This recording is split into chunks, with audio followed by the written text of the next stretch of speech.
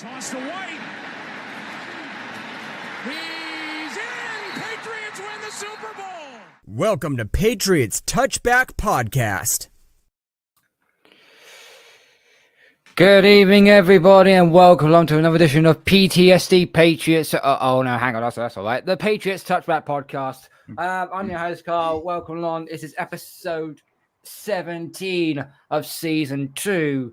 And we are going through the traumatic scenes of once again seeing an offense that can't move the ball to save our lives. New England Patriots losing 13 points to 30 against the San Francisco 49ers juggernaut. Nothing more to really say. Hit the like button, hit the subscribe button, tell all your friends, follow us on all our social media platforms, and follow our podcast on the Sports Social Network as well. Let's try and bump our subs up a little bit, okay, guys? We're at 26. Let's get end of season. We want to get to 50 subs. Let's get to 50 subs before the end of the season. Let's do that, shall we? Without further ado, let's introduce the panel. DJ, Nick, Kieran are in the building for this one. Gentlemen, how are we doing? Oh, I've been better. I mean, I'm back after a couple of weeks missing, but I have been better, I'll be honest. Carl, I think your intros are getting much better because that was quite a fun intro, and if you don't laugh, you'll cry at the end of the day. So very much enjoyed PTSD Patriots. That's definitely cheered me up from a very exhausting weekend. Well, that is sort of what we're going through right now, because now going through 4 weeks and, we've seen this before. Oh, it was only last year. DJ, how are you, buddy? Yeah, we're good. Just feels like a bit of deja vu from last season, to be honest. Getting that win against the Bengals, and you think, oh god, we're going to make a turnaround here, and then back to reality.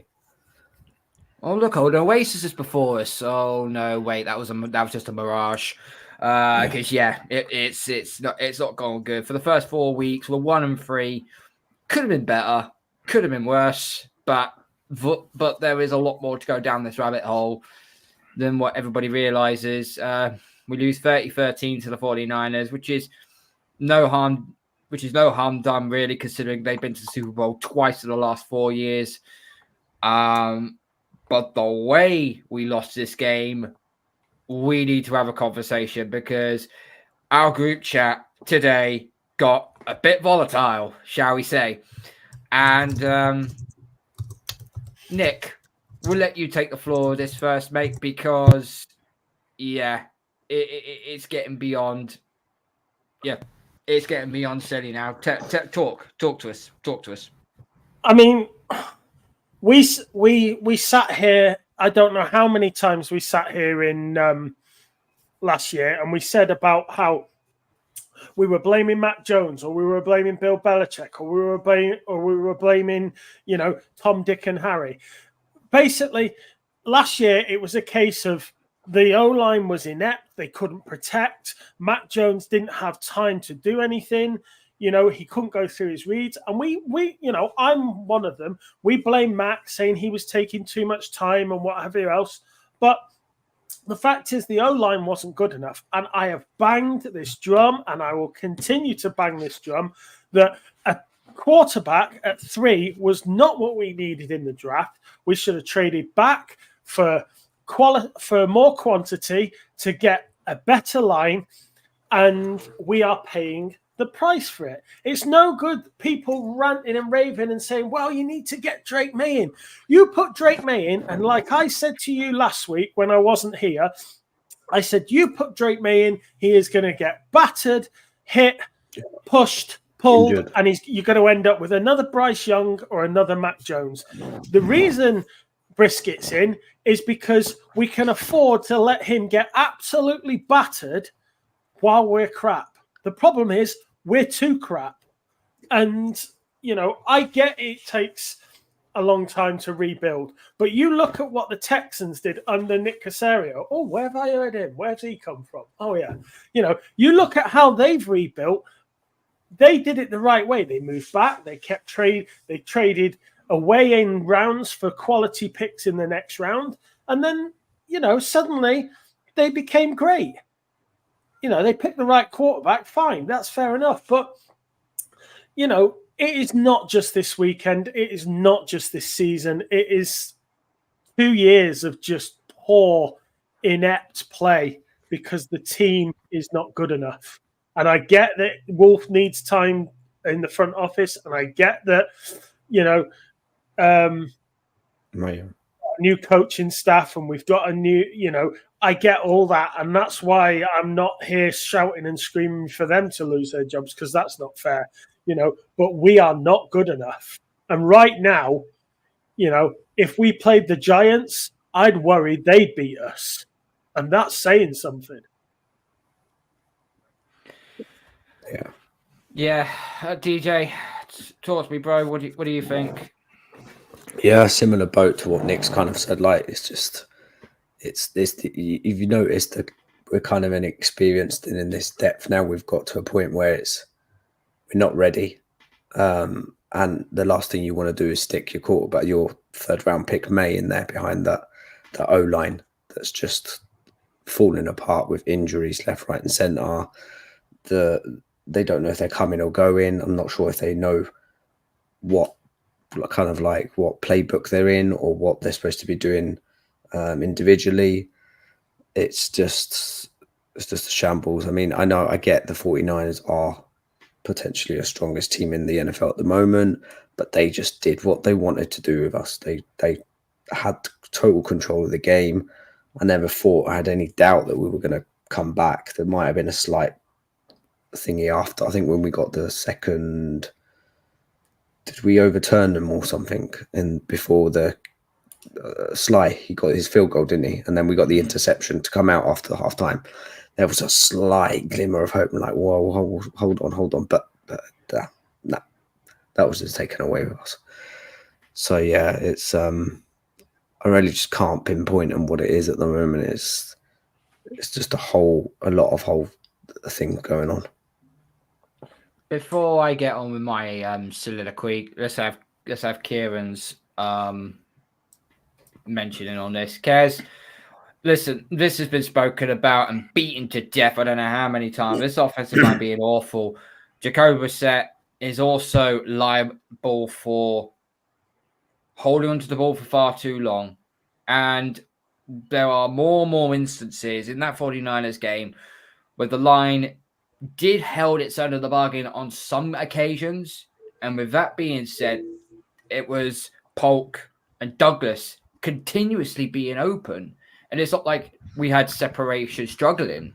They were actually getting open. I think there was a ranking going on, and I think it was Jalen Polk. He was ranked third in all active receivers out of 101 in separation. Polk's getting the separation. Why ain't Brissett releasing the trigger? Well, I think JD hit the nail on the head last week where he said Jacoby Brissett isn't the problem, but he's part of the problem. And we know how bad this offensive line is, down to our fourth string left tackle. The injuries are stacking up. The rookies aren't playing well. It is just an absolute shambles all round. And I come back to it again, things in the group chat got a bit lively earlier. I know Nick's of the opinion that we should have drafted someone high in the draft, but like the point that we made on the podcast last week or the week before was there are only two rookie tackles that are playing well in the league at the moment, and that's Alt and Fuaga. And yes, we could have taken one of them, but we'd have been sat here in a similar situation. Yes, we'd have a pretty good left tackle, but the rest of the line would still be a mess. We'd have Jacoby Brissett, a quarterback who isn't playing well enough, and we'd be sitting here like, well, where's our future? Because we don't have a QB on the roster. So I can see the argument, but I just don't tend to side with it. I think Jacoby Brissett, I do feel sorry for him. Don't get me wrong, I do feel sorry for him, but I don't think he's helping himself or the team. I don't go along with the notion of he gives us the best chance to win, because he doesn't. He is simply not doing enough. And I know there are times where he has so much pressure in his face that he's having to almost do things on, kind of on a whim and make it up as he goes along. But there are so many obvious things to his game that are not going well at the moment. He is holding the ball for too long. He is taking unnecessary sacks when the protection is there. Like, he's rolling to his right, pump faking, and then taking a sack 7 yards to 10 yards deep. He's missing open receivers. He's not seeing the field. Like, he's not mobile. Like, I just really, really struggle with him at the moment. My laptop's been really slow. I'm just trying to bring up Jacoby Brissett's box score for this season, and it's alarming, these stats. So I'm just having a look at it now. Jacoby Brissett on the season so far, his total passing yards 536, which is 31st in the league. He has 2 touchdown passes and 1 interception. He has 1 more touchdown pass than Amon-Ra St. Brown, who obviously threw one to Jared Goff last night. He has a quarterback rating of 42.3. In the last 4 games, I'm just looking at it now, he has had roughly around a 60% completion percentage. He's not eclipsed 168 yards, and that was in the Niners game on Sunday. Bearing in mind, 50 yards came after the catch on an Antonio Gibson dump-off. His quarterback ratings per game, 72.1, 43.2, 25.2, 26.3. And yes, there are a lot of pressures and sacks in that, and he's been under duress a lot. But the quarterback play is as bad as the offensive line play, and he is part of the problem. And I said in the group chat earlier, I may be nuts for saying this, but they wanted to sign a QB that had experience in Alex Van Pelt's system. I think we'd be better off with Joe Flacco right now. I really do. There was one thing I would say, if the New York Giants ever thought about firing Brian Dable, I'll be bringing him in as being our OC. Because he might be able to get to you now in this offense, because the AVP doesn't look like he can. Let's bring this back up to full screen so we can actually see each other then. At the end of the day, right, we knew this offensive line was going to be a problem, okay? But now the injuries are piled up. David Andrews' shoulder injury now looks more serious than what we actually believed in. Caleb Wallace was seen in a walking boot at the end of the game, which is not good. So Bango's your center, Bango's your right tackle. So now you're screwed. You're pretty much screwed. So even if you had Joe or Talisi Fuaga at left tackle, the rest of your line is completely shot to pieces. We're on our 4th string left tackle now because Chuck Okafor was an absolute disaster class. So whose decision was it to sign him? Well, Elliot Wolf, obviously. And that's where the buck lies. I've said it for the last 2 weeks. He has got to take responsibility for it. Ultimately, I get that we've got injuries. I get that we're on our 4th string. But you cannot tell me that a fully fit team would be doing any better. And that is essentially the issue. The team is not good enough, whether it's the 1st string or the 4th string. Yeah, I think that's a valid point. But I think when we're clamoring for Vidarian Lowe to return, considering how much abuse he's had on this podcast, and he's our best option at left tackle, that is a huge, huge concern. And I think this is where Wolf has got to take the brunt of it. And Nick, you said you don't want to call for people to be sacked this early. But I'm not saying you fire him, but he's got to take some accountability for this, because the line has been a disaster. He's had this job now for nearly 10 months, and he's whiffed on Chukwuekoriofor, who's not even made it past 2 games. He drafted 2 mid-round rookies who are struggling. One's now injured. And then the rest of his additions on the offensive line have all been practice squadders. And yet the media are asking Drake Maye in every press conference at the moment, are you looking to sign any veterans that are available? Are you looking to swing a trade for anyone? And they're not doing anything. This is the thing. Why aren't we not going out there? We've got some money to spare there in the bank. Why? I've got 4. There's a fair bit in there. There's 4 players that I've just pinpointed out on the free agency thing. Veterans that would come in, and I guarantee they will do a better job than what our 6, 7, 8 O-line man are doing right now. You got 100%. David Bakatari. Bring him in. He sat behind Aaron Rodgers. I'm pretty sure he'd be better than fucking 2 or 3 of those guys. Leno, veteran, decent player. Peters, I think he just signed this morning with the Seattle Seahawks. Practice squad. DJ Humphreys, Donovan Smith, mate, you got names there, veteran names. Even might like cost Dennis a bit. Daly. Like Dennis Daly has started games for the Panthers and the Titans at both guard and tackle. Like that's someone who would be an upgrade on what we've got now. He's not fantastic. He's probably like a less than average player, but he's better than what we've got at the moment. Justin Pugh. They've got to do this. Haynes. Yeah, Justin Pugh. Yeah, these are guys that are experienced. These are guys that have played in the league before. Really don't. Lil Collins, is he still on free agent? Lyle Collins, another player that I'd be looking to bring in. Like that's a potential starting right tackle. He was starting right tackle for the Dallas Cowboys. This is a huge problem, and I understand like Wolf coming out and saying we're excited about our young guys, we want to develop them, but they're either playing ready. Shit, or they're not ready, or they're injured. So now you've got to get to the waiver wire, you've got to get to the trade market, and you've got to reinforce this line because otherwise there's no point in Drake Maye playing this year. Like they're not going to put him out there if they're not comfortable, and then Jacoby's literally going to end up hospitalized, and we're not going to win any games because the line is holding the team hostage. So, like when the media and the fans and everyone is unanimous in saying you've got to address this line, you've got to bring these veterans in. They've got to do it. It's just a 1 year deal to the end of the season, just to see how they get on. Exactly. If they're bad, get another one. Yeah, there are two. And they're putting in injured players. City So was definitely not ready to come back. I think he's still injured, but he's been rushed into coming back. I think, and he played awful as well the other night. His offensive line is on. This offensive line is on life support.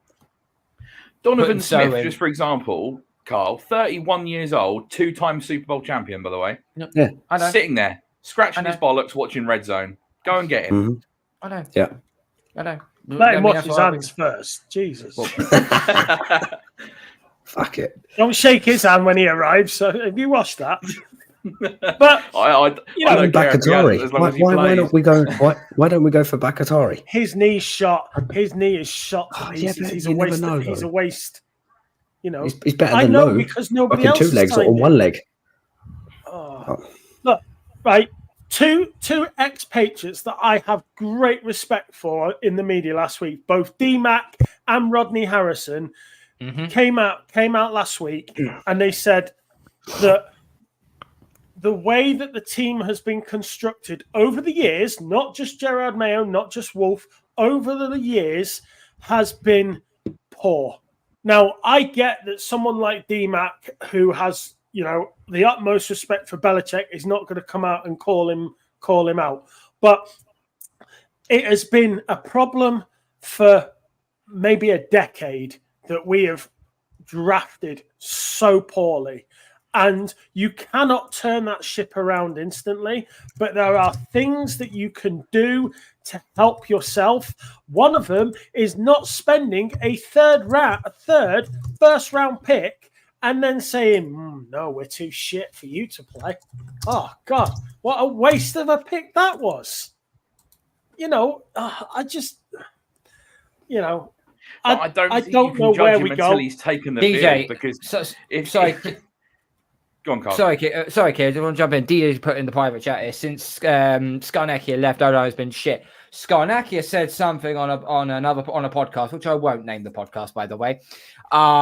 What he said, he basically said, if the Patriots' offensive line cannot control the blitz, they can't deal with anything. Yeah. He also said the quarterback won't have any time to throw it. We can't even protect. We can't even protect stunts. We can't even protect stunts on the defense. That's shocking. That's basic defending 101. He also went on to say as well in pass blocking. Yeah. And he said the longer this goes on, the more you will see it, the more the teams will watch the tape, know how to attack our O-line, and teams will keep doing it week after week until it's addressed. You could put 5 bowling balls in that offensive line, and they could offer better protection to Brissett and also have fewer holes.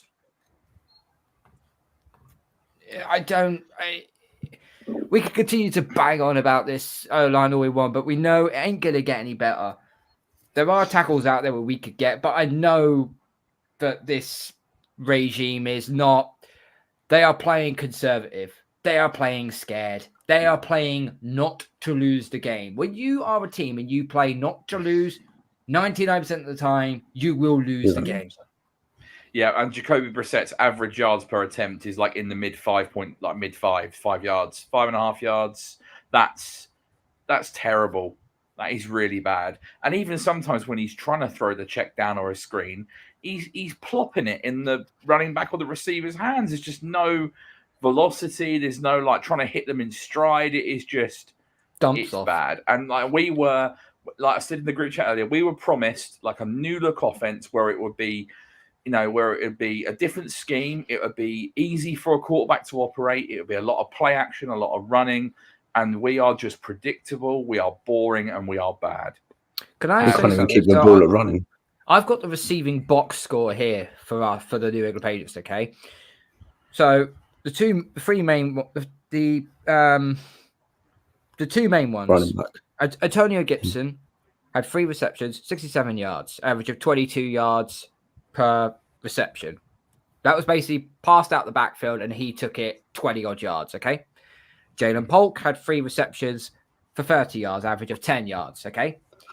I'm gonna read you out the numbers now of the next load of receptions. I'm not gonna name the names, just the numbers, the average numbers. Okay.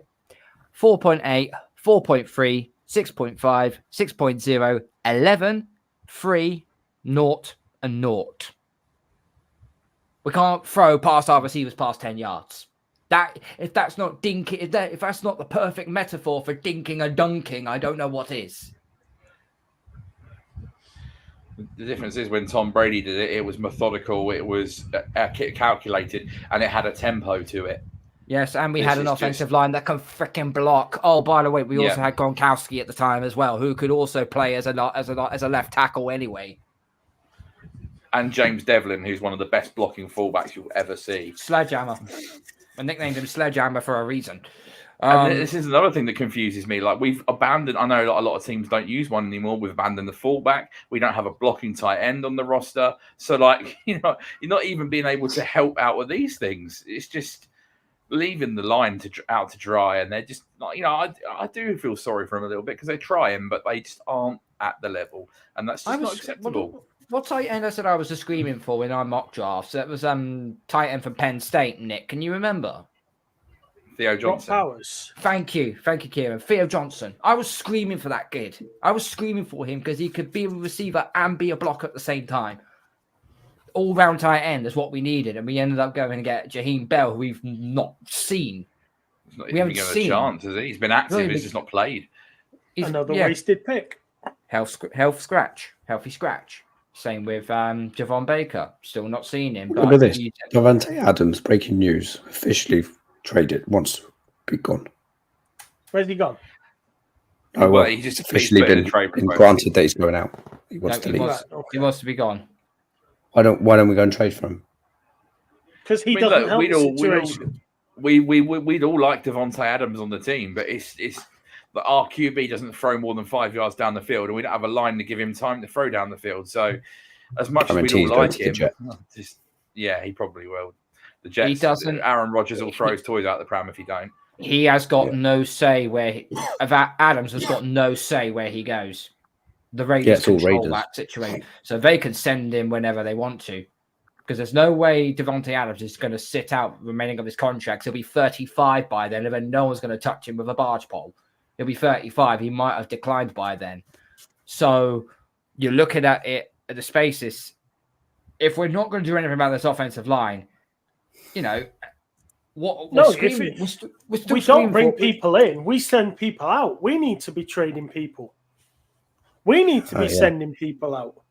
Who are we trading? Barmore's out injured. Anyone want Hunter Henry? Take him. Anybody. The fact is, Jones. Anybody who's not Keon White, Gonzalez, Wallace, Polk, Douglas, Mills, Peppers. Mills ain't there anymore. Mills, no, he's gone. No, I didn't mean Mills. I meant Duggar. Duggar. Duggar, Gonzalez. Anybody there's literally like half a dozen players you want to keep. Anybody else on the chopping block for me, because we need a complete overhaul from, and the defense isn't bad. 2 red zone stops in that game, absolutely bending but never breaking. The defense have been they were the same last season. We stood there in Frankfurt saying the defense are absolutely smashing this, and they have been like that for 2.5 seasons, absolutely beasts, smashing it. But when you're asking them to hold the line and then send out that inept performance, if I was a D, I'd be sat there in that changing room looking at all of them and asking them what have they done, because none of them did anything. 2 turnovers in the first 3 possessions. We gave the ball away twice.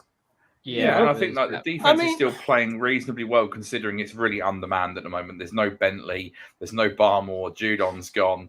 Duggar went out of the game. Peppers has been banged up. Tavai's been banged up. Like there's Jonathan Jones. Like these players, we're going to end up with severe strength in depth crisis at some point.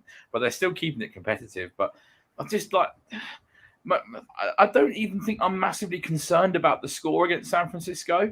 I think if you'd have asked all of us or Patriots fans or even just general NFL fans and say, or if you'd have just said to them before the game, Niners will beat Patriots 30-13, I think most people say that sounds about right. 17-point win. So I'm not really concerned. We're all expecting to lose, and the scoreline isn't horrendous, but it's the manner of the things inside the game. The fact that we had, as Nick said, we had those red zone stops, we had the pick, but and then we forced the fumble on the kick return. We had opportunities once again, or we could have scored more points, but we're only able to do it. Jacoby Brissett fumbling in the red zone, Stevenson coughing the ball up. Like, we are shooting ourselves in the foot when we're in good positions.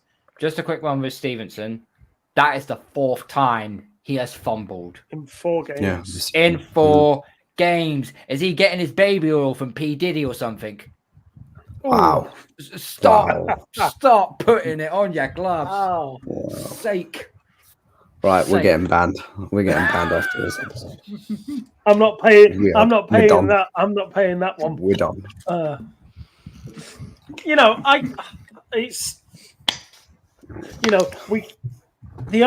I said it last week, Carl. I said it last week when I wasn't here.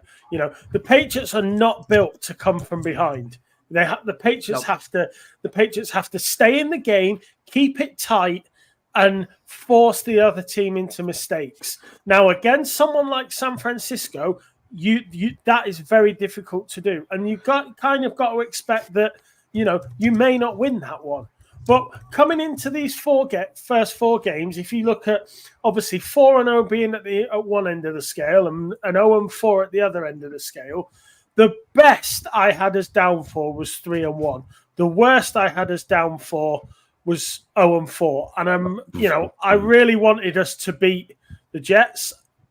We didn't, but we managed to pick up a lucky win against the Bengals. We've got the Dolphins coming this week. Now, since they have been absolutely terrible against the Titans this week and last week, they have been awful. If we cannot beat the Dolphins this week, we are in bigger trouble than we thought. Which makes it more appropriate now to say, right, okay, they don't have their quarterback. It's out. I think their best defensive end, Phillips, was seen walked off with an injury. They're not. Tyreek Hill's getting really annoyed. Hill's not. And someone else. All they're relying on is Achan and the running game to actually really get them any points, and it works to a certain degree. But this should also be the parent time. And I know if you don't want to stick Drake Maye out there because you're scared of him getting hurt. What? So we're just going to wrap him up in bubble wrap for the next 2 years, and while we sort our offensive line. He didn't have an offensive line when he was in North Carolina. It makes a blind bit of difference. Yeah, but this is the NFL, not college. I'm aware of that, but he has still taken as many hits in college as he would do in the NFL. We said after London. We said that the best time for May was after London, and that's maybe still true. We haven't got a bye until whatever it is, week 9. Well, if we can't beat the fucking winless Jags, then we've got to have major problems then. The Jags right. Okay, so let's look at our schedule. Okay, so we're at home to the Dolphins, then we're at home to Houston, whose defense is okay. Not then we're at the Jags in London. And then in week 8, we are at home again. I think it is. Texans after the Dolphins. Yeah, week 6. Then you got Jags in week 7. Week 8, I believe it is the Bears or the Titans. Hang on. Let me look this up. Hang on, I've got it here somewhere. Thank you, Nick. I mean, the way Denver played against Jets made us look really shit because the Jets couldn't even beat Denver. That's shocking, man. Right. Okay. So listen, this is our next round of games. Have just popped up on the screen here. So after Jags, then it's at home to the Jets, away to Tennessee, and then at home to the Bears. You've got a slate of games there. 1, 2, 3, 4, 5, 6 games there. Where I wouldn't say they're winnable, but there is a chance that you could actually maybe get at least maybe 2 wins, maybe 3 out of that slate. Because after that, you've then got the Rams. You're then on the road to the Dolphins again. And by the time that happens, Tua will probably be back on the field. You've got the Colts, who are very hit and miss. Cardinals, dangerous. And then to finish it all off, on the road to the Bills, at home to the Chargers, and at home to the Bills. There's probably a good chance we're going to lose all 3 of those final games. We're probably going to lose the last 4 games of the season. So if you're going to have any chance of actually giving Drake Maye any opportunity, you've got to probably start, I think at latest you start him. London. I will probably say, I'll probably say at home to the Jets in week 8.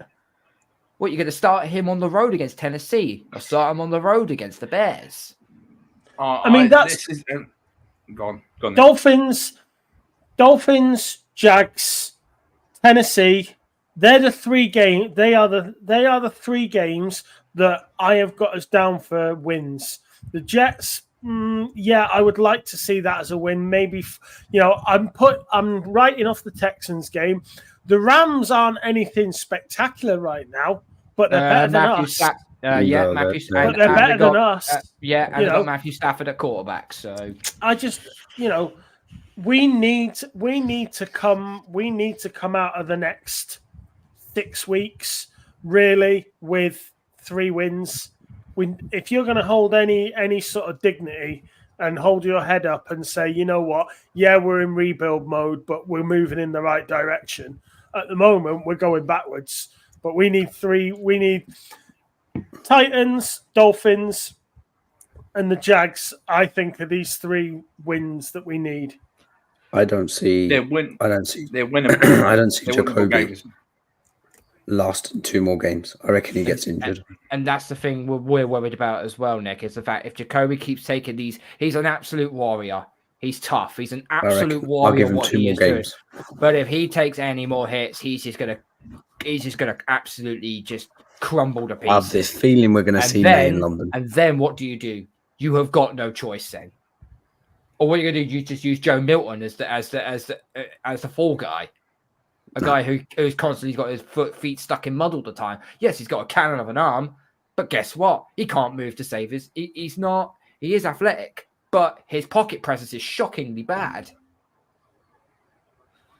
I still think we'll see him in London. Maye will start in London. So you have to put Drake Maye in there. You will have no choice.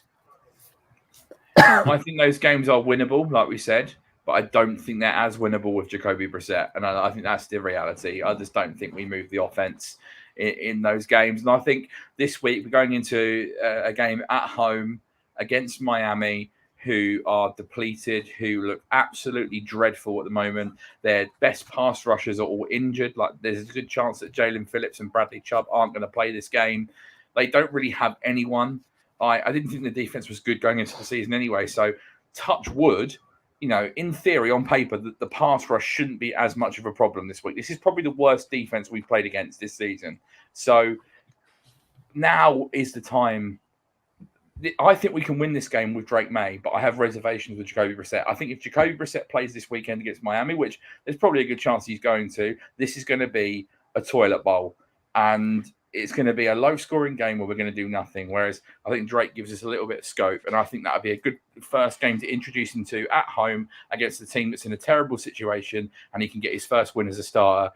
and building some momentum and confidence. Like, I just think you got to be so careful what game you bring him in. I think DJ's right. I think we'll see him in London. I wonder whether the factor of, I mean, you know, this might be a ridiculous comment, but the Patriots haven't played in London for 10 years and may not play in London again for another 5 to 10 years afterwards.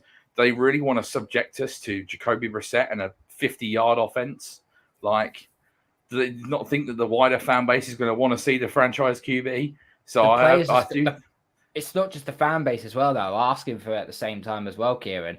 It's the fact as well that the players, there's some of the players now that are starting to call it out, saying that, yeah, Drake's performing really, really well and that sort of thing during practice and that sort of thing. And at some point, the pressure bursts pipes. And they will make it, and they will make a decision eventually. I don't think they're going to make him start in London because starting in a foreign country for your debut, it just doesn't make much. That doesn't make any sense. And like we said, we've got a good stretch now, probably other than Houston, where you know it's a much lighter schedule for us in terms of the teams we're playing. Okay, yes, we've got the Jets in there as well, but they've just lost to Bo Nix at home, and I know they dominated us a couple of weeks back, but we will be at home in the next game. You've got an opportunity now for Maye to come in and play against some lesser teams, and if they do pull their finger out and address the O-line and sign a Donovan Smith or whoever, then you've got to remain hopeful. It might be clinging on to a glimmer of hope, but this seems like the ideal week. Jacoby's had 4 weeks. It's not worked. We're 1-3. I think most of us anticipated we'd be sat at 1-3. Now's the time to hand the keys over to the rookie, get a win on the board against Miami, set it 2-3 after 5 games, which we all would have taken, and then the schedule starts to lighten up, and we'll just see what happens with Drake. But I have reservations that we'll go on the road to Tennessee, who are not a great team, but looked much better once Mason Rudolph came in last night. And we've got to play the Bears, and there are some other coin flip games that we could lose, but I don't think we would win them with Jacoby Brissett. I think Maye gives us a better chance to win, regardless if he's getting chased around like a little girl. There were some plays during the 49ers game where, as I've already repeated myself, Polk and Douglas were getting open, and obviously the interception that Brissett threw was an absolute prime example of trying to not bother going through your second and third reads, but just trying to go to your first. As a QB, you have to as a QB, what the 49ers done with Fred Warner, who is the best middle linebacker in football. I will say this on this podcast. He is the best middle linebacker. They disguised it very well. They thought they'd go to blitz. They then dropped to a cover 2 shell, and Fred Warner dropped off into coverage. And obviously, Brissett didn't read it well enough.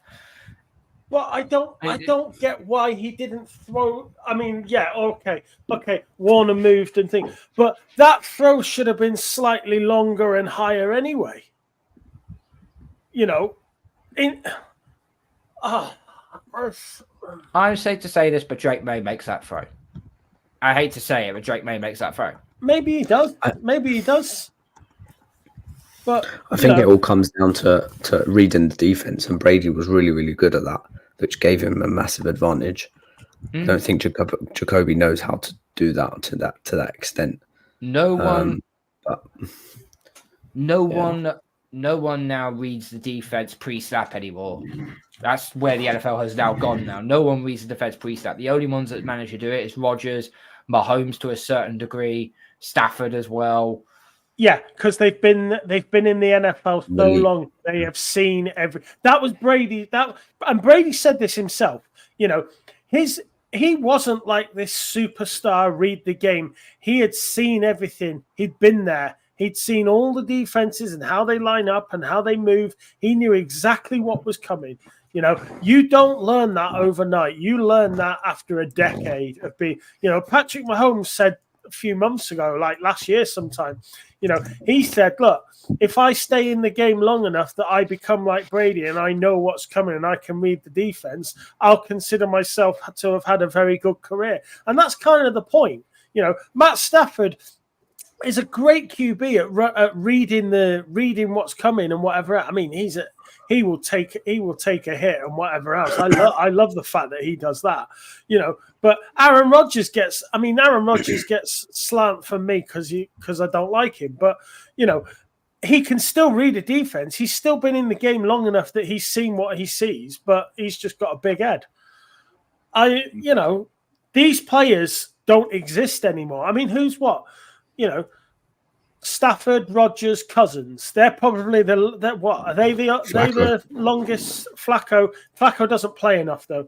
But Cousins, he can read Rodgers, a fucking defense. Yeah, he can, but he doesn't play every week. But we don't even have a man on the bench. Let's say for example, you had Maye in, right? We don't even have a Flacco on the bench to be saying to him in his ear, look, if you see these two and you see them moving backwards, they're going to do this or they're going to do that. Watch out for this. Well, that's where the we coaching don't have needs a to come 10-year into place. veteran to do that. But that's where the coaching needs to come into place, and the guys that are seeing the plays from the top of the stadium.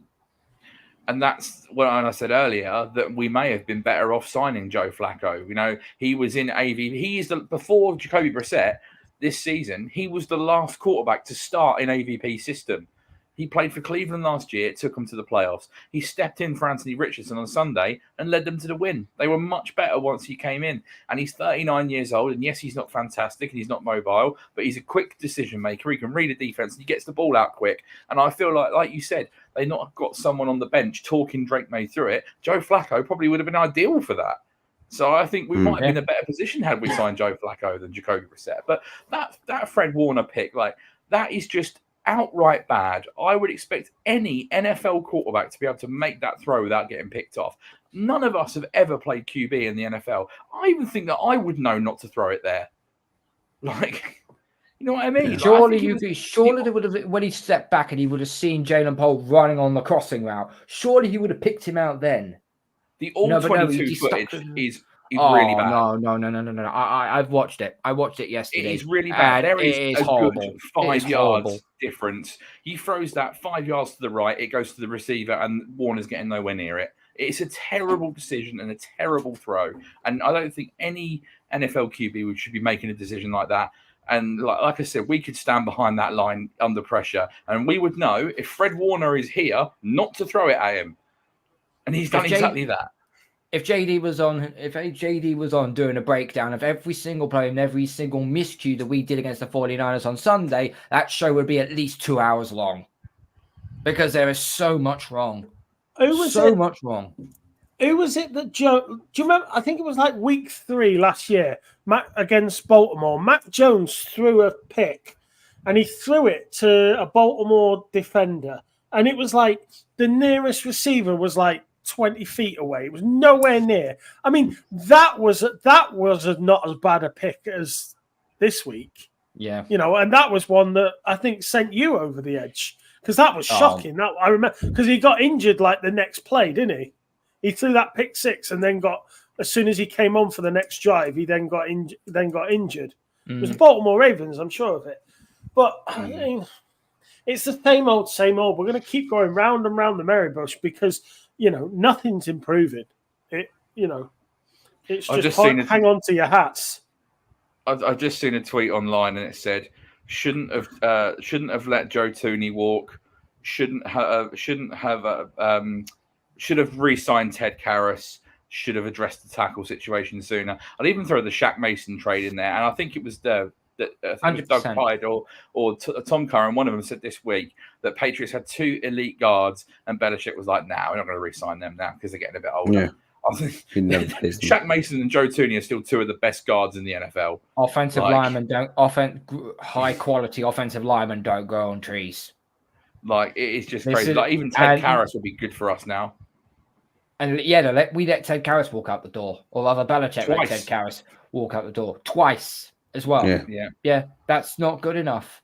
And Nick said at the start of his monologue at the beginning of this pod, where it's like a decade of neglect. I wouldn't go say so far it was a decade of neglect. I would probably say it's been since our loss since our last Super Bowl. Since our last Super Bowl win, 2018, that was when the wheels started to fall off. Well, I mean, let's be honest. The wheels were coming off before then. Yeah, slightly before. I reckon losing to Philly was when the demise started. We're gonna leave one of our better players on the bench and not play him. That was when the demise started. Still to this day, only 2 people know why he was on the bench, and neither of them are talking.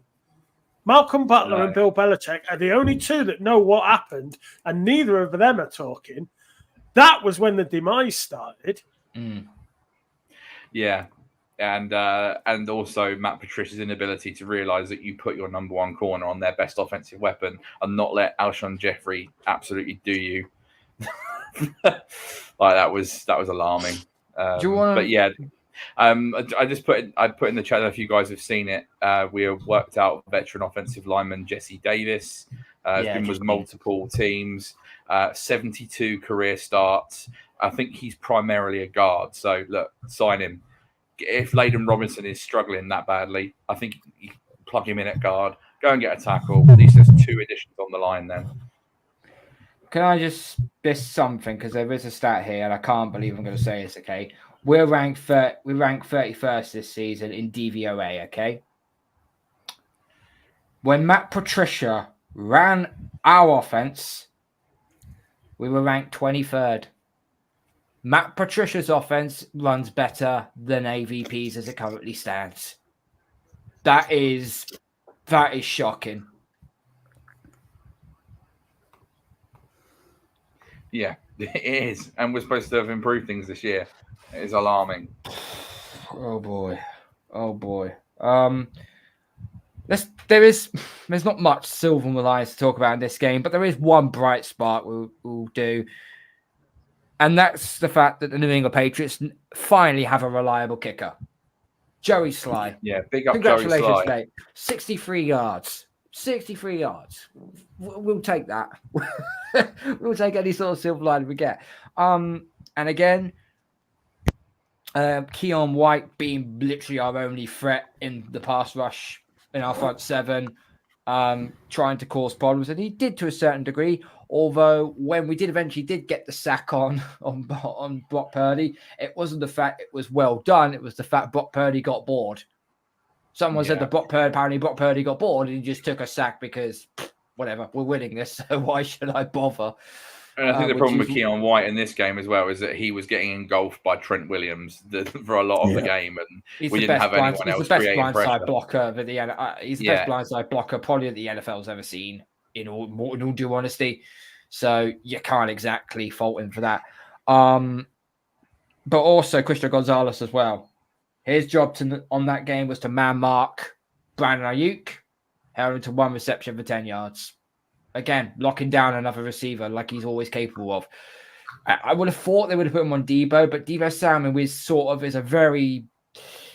He's a Swiss Army knife type of receiver. You could put him absolutely everywhere. So I don't think it would have suited the one-on-one matchup with Gonzalez. One thing I want to get really annoyed about, though, the George Kittle touchdown. 3 defenders around him, and yet he still managed to bring it down. Mm-hmm. The last time I saw that, Gronk done that. How the hell can you let someone like Kittle go up and get that ball when there's 3 defenders on you? I think that is purely size-based. You have Marcus Jones at 5'8", one of the players. He's never getting anywhere near George Kittle. George Kittle's got bigger boxer shorts than Marcus Jones. And Del Pettis is a UDFA, and I can't remember who the third player is on it, but I don't think it's Jonathan Jones. Jonathan Jones, who's 5'9". I think it's a size thing. I think if you have Duggar back there or Gonzo, or maybe even Peppers, I don't think that happens. I just think it's purely a size matter. Yes, you don't want to have a tight end beat a triple coverage for a touchdown. It should never happen. But he is miles bigger than all 3 of the players that he was up there. And it's purely just a size play. Yeah, absolutely. But it was just sad to see. Look, guys, we move on to we move on to this Sunday at home to Miami. The team's banged up to hell and back. I did watch the second half of the Titans game last night, and yeah, this Dolphins team is there for the taking. But the question is, will we take it? Because there's no excuses now. We're at home. We're not in the humidity heat of Miami. We're in our stadium. We're in our home. We have to try and get a win out of this. We have to. I have got an interesting, bold, hot take, whatever you want to call it, for this weekend. Go on. So I think this is going to be an absolutely turgid game. Two bad teams that are just going to struggle to score points. I think the total points line will probably be under 10 in the first half between both teams. I think we will struggle to move the ball. And I think the crowd at Gillette will start chanting for Drake. And I think Jacoby will get benched and Drake will play in the second half and lead us to a win. That's not. I've got this one down as Jacoby's last game as well. If he doesn't come on, like you say, in the third or fourth quarter in this game, it will start the next one. The one common comfort there is reinforcements at the receiver position on the way, and that's Kendrick Bourne. KB is back. KB is back. He's one who can get separation, and he can do it in multiple ways. So it'd be good to have him back. See how fit he is. Can we release Tyquan Thornton now, please? Because I'm just sick of seeing that guy do nothing every week. I would rather give Javon Baker a chance. Yeah, I know he has a problem. I know. It's him and literally Thornton and Osborne have done nothing between the two of them all year. So what's the point in even having him on the roster at this point? Bourne's going to take up one of their roster spots, and you may as well play the young guys. I just, I think Douglas has not been.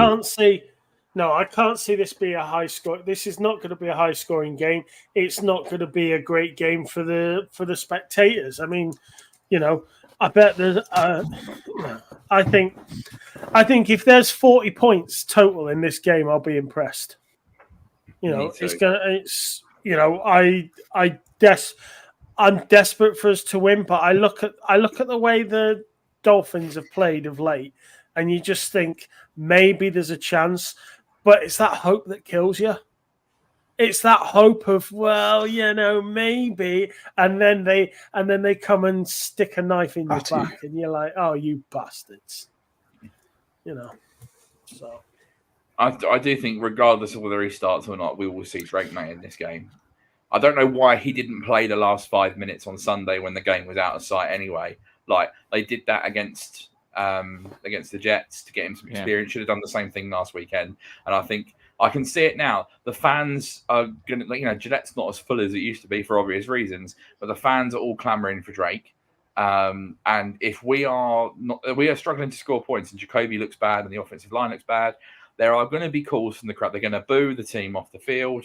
Jacoby's going to get booed, and they're going to be calling, "We want Drake." And eventually, I can just see it happening now. He'll come on, and he'll get a big roar from the crowd, and then we win 13-6. Did you say 13-6 or 30-6? 13-6. 13-6. I was going to say 30-6 will be absolutely delightful. No, I'm not going to go that far, but I can see that happening. I think that would give everyone. You got to think, if that's the situation, if we're tied at like 6-6 or whatever in the game in like the third, fourth quarter, and your third overall pick comes in, it lifts everyone in the stadium.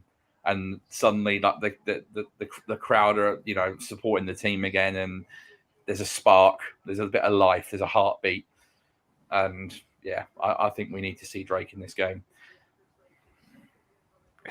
Nick, what do you say? I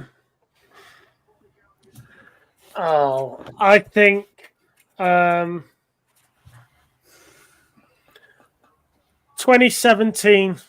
And I genuinely think it's 2017, and it could be either way. I really hope it's the Patriots. But,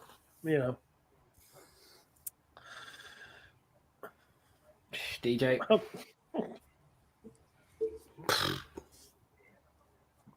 I'm going to go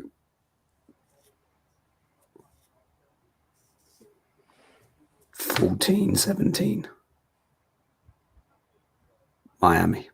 Miami take it. Kez? Shall I stick with 13-6 just for a laugh? I feel like I've just plucked that one out of nowhere, so I'm gonna stick with it. 13-6.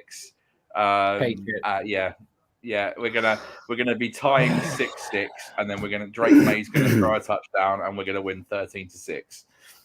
I agree with Nick. I think it's going to be one of those games where it's not going to be if any team can score points. It's going to be if either team can move the football at all. It's going to be like that Colts Broncos game from 2022, I believe. I think it was from that game, from that Thursday night shit show that they played. It could be that sort of game. I'm going to go out on a limb here, and I'm going to say 16-14 Miami. So it's gonna. I'd love to see this one. I'd like to be proven wrong, but until Brissett shows me that he can move the ball down the field and he is willing to take chances now, because there's now nowhere for you to hide. You have to start being aggressive. If we continue to play this passive, conservative quarterback play, we ain't winning anything. Forget Miami, forget Tennessee, forget Jacksonville. We're not beating these freaking tomato cans. If we're the tomato can that's had like 20,000 bullet holes put through the can. I mean, it's like you just said there about playing aggressive and stuff like that. Like you're going into Santa Clara, the game just passed. You're going into the 49ers out. I would have thought. And you're going 4th and 1, and you're punting it 4th and 2, and you're punting it. You need to be a bit more. Like, fuck it. It's just so much of being aggressive on 4th down. Yes, we went aggressive on 2 occasions on 4th down. One we got a touchdown for, which was actually a very creative play. Thank God. And then the other one was a conventional running play. I mean, oh wow, Bill Belichick bows to your fucking wisdom. Wow. Yeah. But when you go into, if you're a team that's not very good, you're playing a juggle like the 49ers, you don't go in there to play conservative. You're like, there's a good chance we're going to lose this game.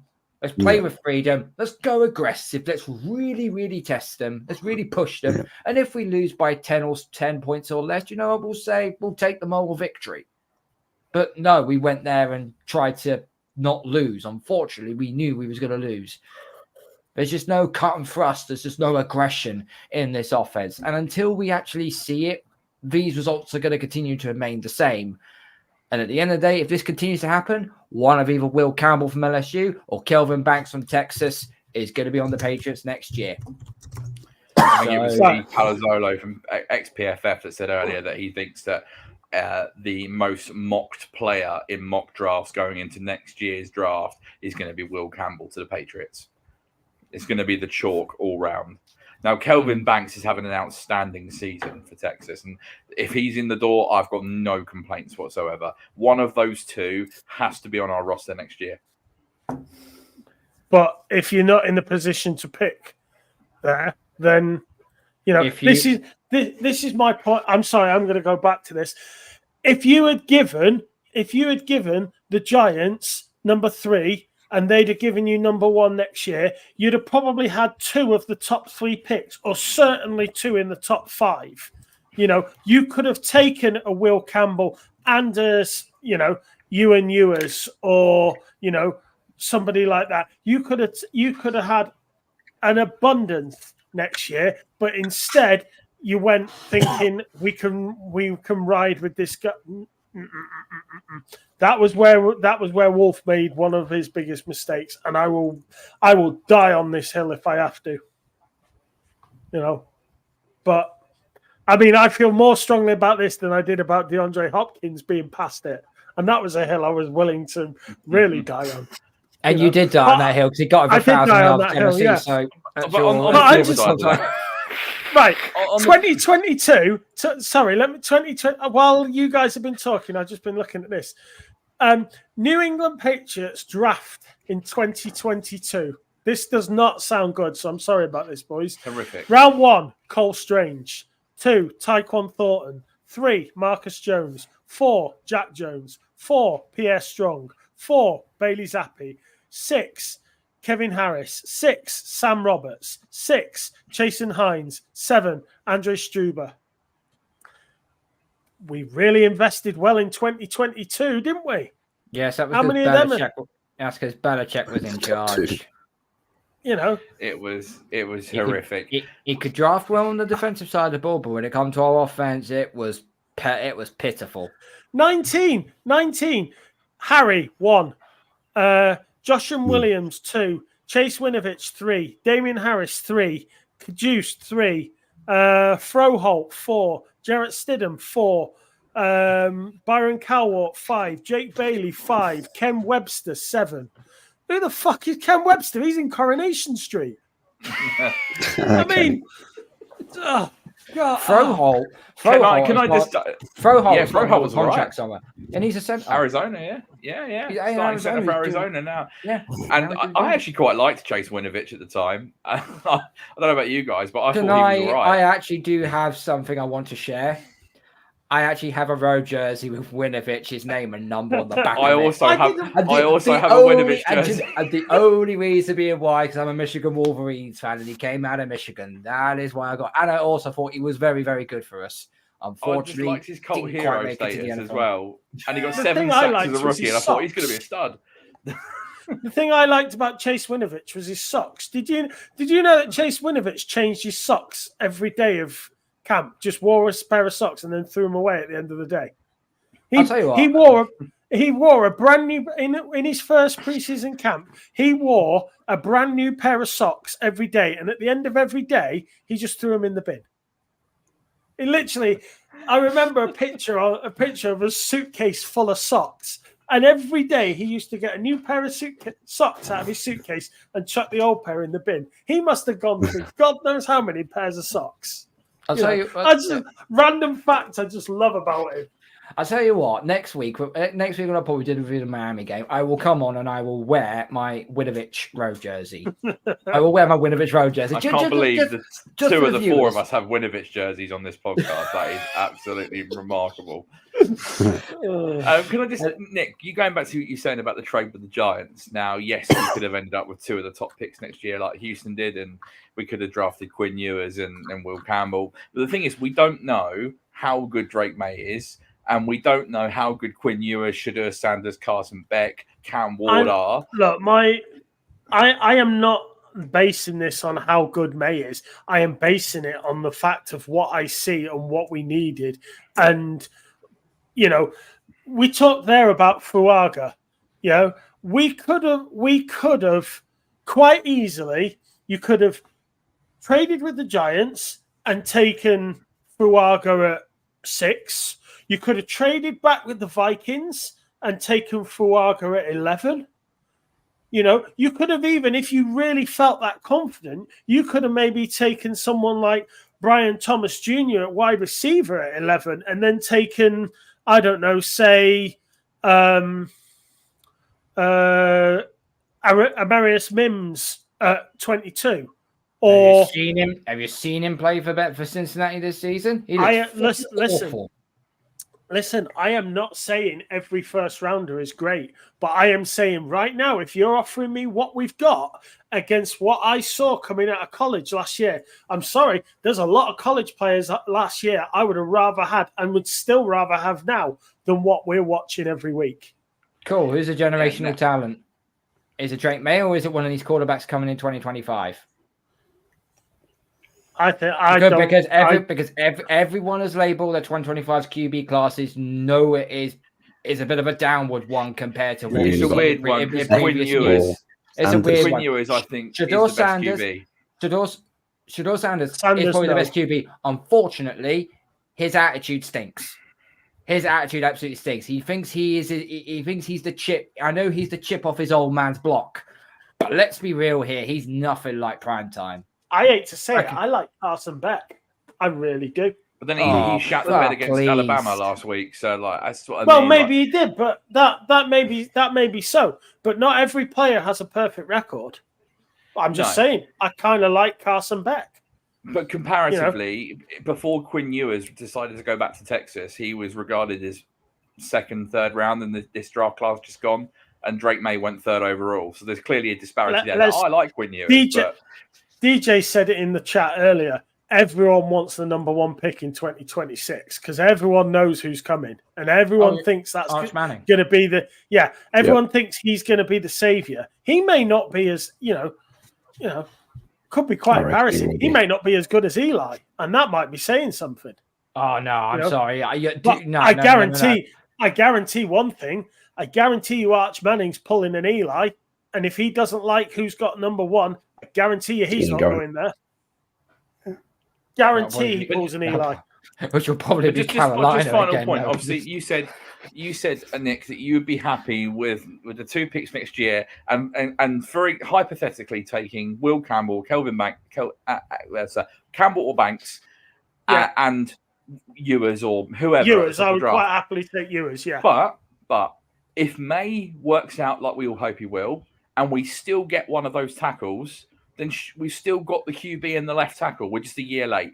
Now, with this year, it looks like a write-off already, but we can still benefit from it. We can still have the QB and the left tackle in a few months' time. I don't think there's too different. The only difference is one of them is a rookie next year. The point, I don't dispute that. I don't dispute that next year you could have the QB and the left tackle next year instead of this year. I get that.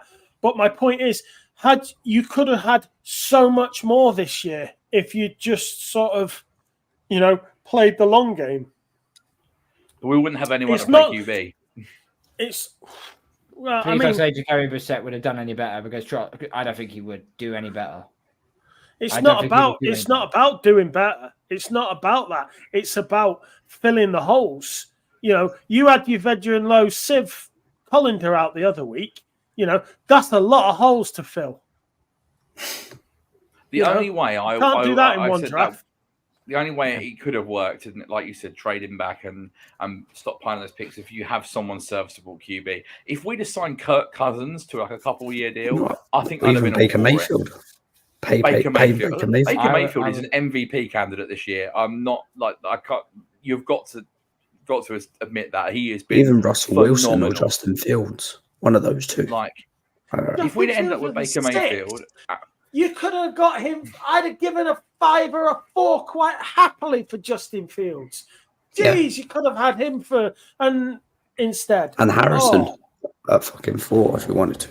I don't know about just. I know the Steelers have won a few games and Fields is running the ball well, but I still don't think he's great. To be honest, I think as a passer he's not very good. But I would have taken Mayfield in a heartbeat. But yeah, we would have needed someone in place if we were going down that route of trading back, and we just weren't. Like we'd still, yes, we could be sat here right now with Joe Alt and I don't know, maybe a wide receiver, but we'd still have Jacoby Brissett throwing the ball for 5 yards. So, or we could have kept Mac. Or Mac Jones. Yeah, that's genuinely where we would have been. I think Mac's confidence was absolutely shot. There's no way AVP and Joe Armeo would get his confidence back of a rookie head coach. There's no way that would happen. So we've seen him go to Jacksonville, and he can't beat out an average Trevor Lawrence. So that kind of says it all, really. But look, we're gonna get on out of it, guys. Thank you so much for watching. Thank you so much for listening. If you've been listening on Spotify, make sure you smash the like button on the way out. Hit the subscribe button while you're at it. Tell all your friends. Give us a rating on our podcast. Follow us all our social media platforms. We'll be back again next week for probably same shit, different week after the Miami game. But we can only cross our fingers, actually hope that this offense clicks into gear and we can actually start seeing us winning games again. We don't want to keep bashing this team with how shockingly we've been with our offensive line and our receivers. Our quarterback can only throw 3 yards at a time. But when it reaches game day, we always cheer on the Patriots. And that will never, ever, ever change. So thank you from me. Thank you from Nick, DJ, and Kieran. This has been the Patriots Touchback Podcast. And as always, go Patriots.